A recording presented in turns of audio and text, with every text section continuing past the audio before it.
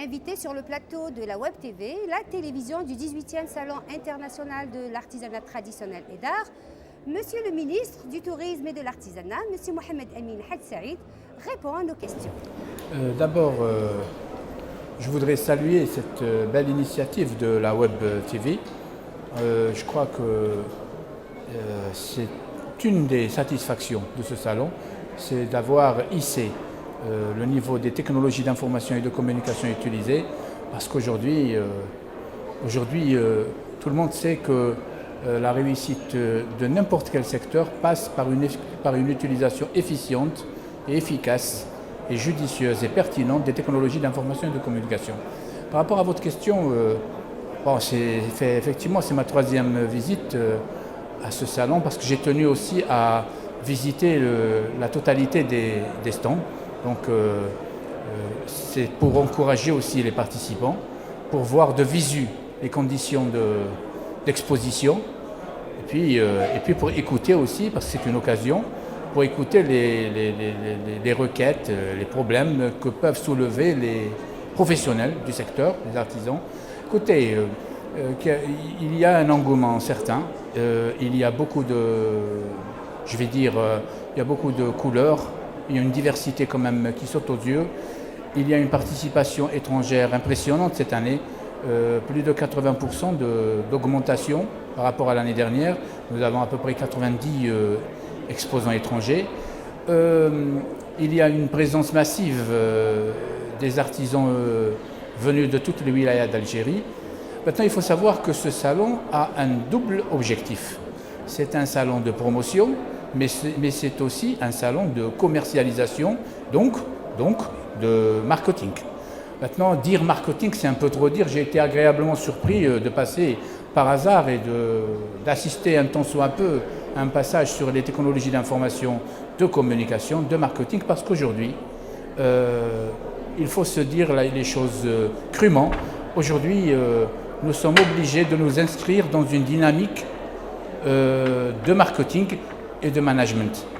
Alors le message que je voudrais transmettre par ceci est le suivant, c'est qu'il ne faut pas continuer à appréhender le secteur de l'artisanat uniquement sous son aspect culturel. Il est temps aussi de l'appréhender sous son aspect économique. Et quand on appréhende le secteur de l'artisanat sous un aspect économique, il est temps aussi de penser à des espaces, je vais dire des espaces de vente.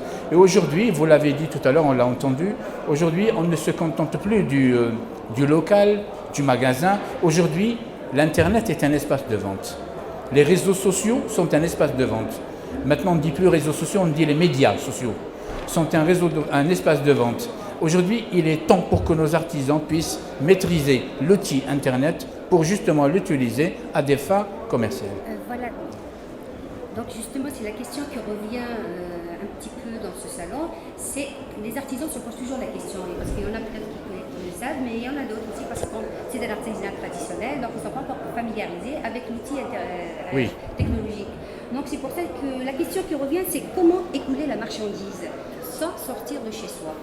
Voilà, donc la question reste posée et il y en a pas mal qui la posent, donc je voudrais vous dire qu'est-ce qu'il y a mieux de faire dans Écoutez, comment vendre sa marchandise sans sortir de chez soi, voilà. Ça me paraît quand même un peu difficile. Bon, mais on va dire comment vendre sa marchandise, je veux dire, sans pour autant utiliser exclusivement le local ou le magasin. C'est plutôt, moi je préférerais poser la question ainsi. Oui, aujourd'hui, je vous donne un exemple, parce que moi je ne peux pas parler de l'artisanat sans parler du tourisme. Ce sont deux secteurs. Aujourd'hui, plus de 70% des voyages se vendent en ligne. Je dis bien plus de 70%. Ça veut dire qu'au moment où nous parlons, il y a à peine 30% des voyages qui se vendent dans des agences de tourisme et de voyage, dans des magasins, dans des locaux. On achète un voyage en ligne. Et si cela est valable pour le tourisme, il est encore plus valable pour le reste des activités économiques. Aujourd'hui, l'artisan doit apprendre à vendre en ligne. Bien sûr, vendre en ligne, cela suppose beaucoup de critères, beaucoup de paramètres. Mais déjà, en ligne, il peut faire la promotion. Comme ça, le client va aller chez lui uniquement pour prendre le produit. On ne va pas encore parler de l'acheminement du produit, vous voyez, via le net jusqu'au consommateur. L'artisan doit savoir quelque chose aujourd'hui. Ou on est visible, ou on n'est pas visible.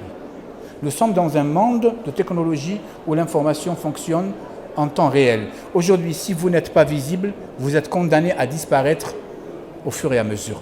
Il faut être visible. Et la visibilité, c'est l'Internet. L'autre question, Monsieur le ministre, c'est le salon va-t-il vers une professionnalisation? Parce que là maintenant, ça fait 10 jours étalé sur 10 jours. Donc il y a l'aspect un petit peu promotion, il y a l'aspect commercialisation, Oui. mais professionnalisation, c'est autre chose. Oui, votre question est très pertinente. Nous allons nous atteler à le professionnaliser davantage. Je veux dire, nous allons nous atteler à aller. De toute façon, c'est une sélection naturelle qui se fera spontanément. Parce qu'aujourd'hui, les artisans, quand vous les appréhendez, ils vous évoquent toujours l'aspect commercialisation. Vous leur dites, est-ce que ça se passe bien? Ils vous disent oui ou non selon les ventes qu'ils ont réalisées. Donc, si vous voulez, l'évaluation du salon ou la satisfaction de l'artisan aujourd'hui est tributaire du chiffre d'affaires réalisé. Nous devons un petit peu dépasser cela parce que je crois que ce salon se doit d'abord d'être un espace de promotion avant d'être un espace de commercialisation. Parce que les artisans doivent savoir qu'il est plus cher, qu'il est plus important de se faire connaître que de vendre. Parce qu'à partir du moment où je me fais connaître, je peux vendre facilement. Mais si aujourd'hui je vends toute ma marchandise mais personne ne me connaît une fois que j'ai quitté le salon, ça n'a aucune importance. Les artisans doivent en être conscients. D'accord. Donc l'autre question, c'est pour la professionnalisation du salon. Est-ce qu'il y aura une sélection de produits de l'artisanat qui seront exposés ou si tout le monde, ça sera ouvert à tout le monde?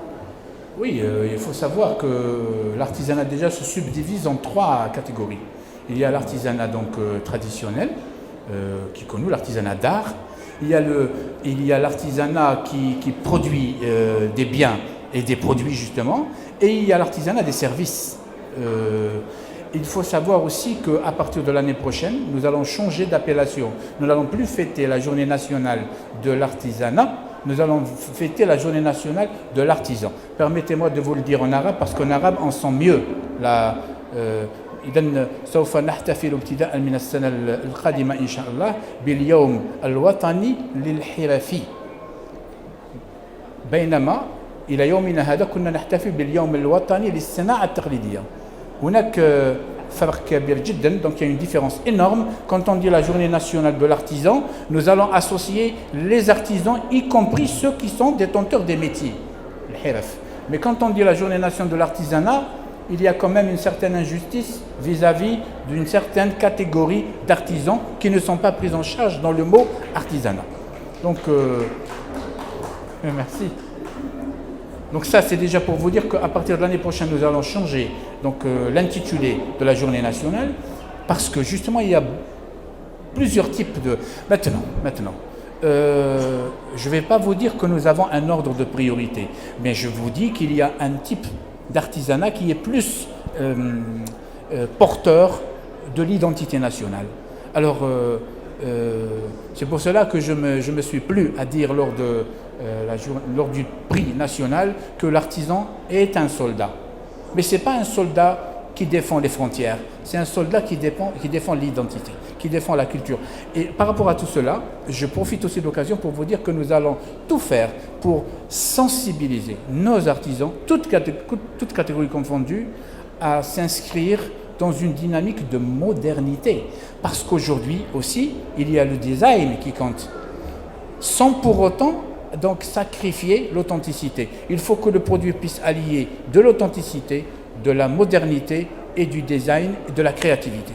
Ce qui nous amène à cette question, Monsieur le ministre, le choix du slogan lui-même de cette 18e édition. Voilà. Pourquoi innovation et créativité? Voilà, absolument, c'est absolument cela que je voulais dire. Nous l'avons choisi sciemment, nous l'avons choisi volontairement. Nous avons voulu dire que modernité et authenticité ne sont pas contradictoires pour peu qu'on sache les utiliser, qu'on sache les marier. qu'on sache les associer. Et c'est pour cela que déjà le secteur a initié une série de mesures, de binômes entre des artisans et des designers, c'est des binômes, et cette expérience a consisté donc à faire travailler les deux en même temps pour réaliser un produit authentique mais en même temps moderne. Parce qu'aujourd'hui, il faut aussi qu'on fasse avec la mode.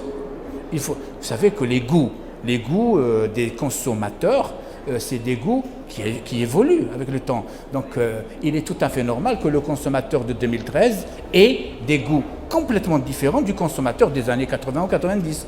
Et cela veut dire que je ne dois pas obliger le consommateur, le client de 2013, à acheter un produit mais absolument copie conforme de ce qui se faisait en 70 ou dans les années 80. On doit aussi un petit peu ménager la modernité, l'authenticité, mais nous ne devons jamais, mais au grand jamais, sacrifier l'authenticité du produit algérien.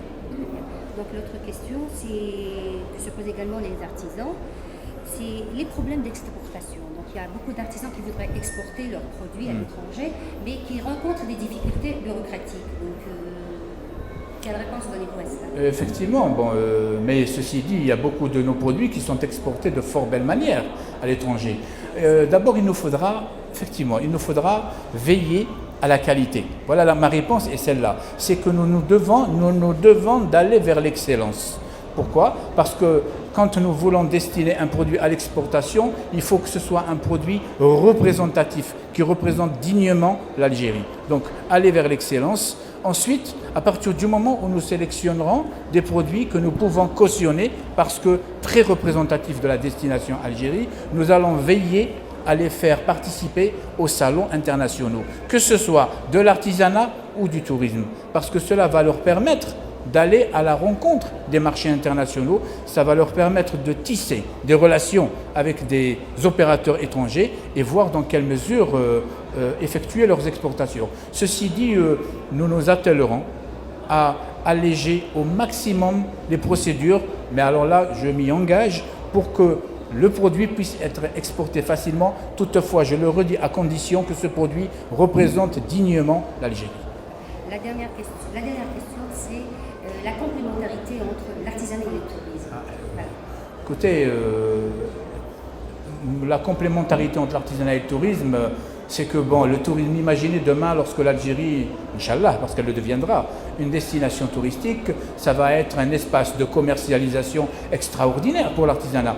Vous savez, on a fait un petit sondage et sur un échantillon de 1000 touristes étrangers, et on a trouvé que la moyenne, chaque touriste étranger dépense en moyenne entre 80 et 120 euros pour l'artisanat quand il visite l'Algérie. Vous imaginez, entre 80 et 120 euros uniquement pour les produits de l'artisanat. Ça veut dire que demain, lorsque le tourisme décollera, ça sera une mine d'or pour les artisans. Donc le tourisme est une excellente occasion de commercialisation et l'artisanat pour le tourisme, mais c'est la cerise sur le gâteau. L'artisanat pour le tourisme, c'est une excellente occasion de démarcation, parce que ce que nous voulons demain, c'est avoir des destinations touristiques régionales avec des identités différentes. Et l'artisanat, justement, va nous permettre de réussir ce pari en donnant à chaque région sa spécificité, son originalité, son identité et sa personnalité. Je vous remercie.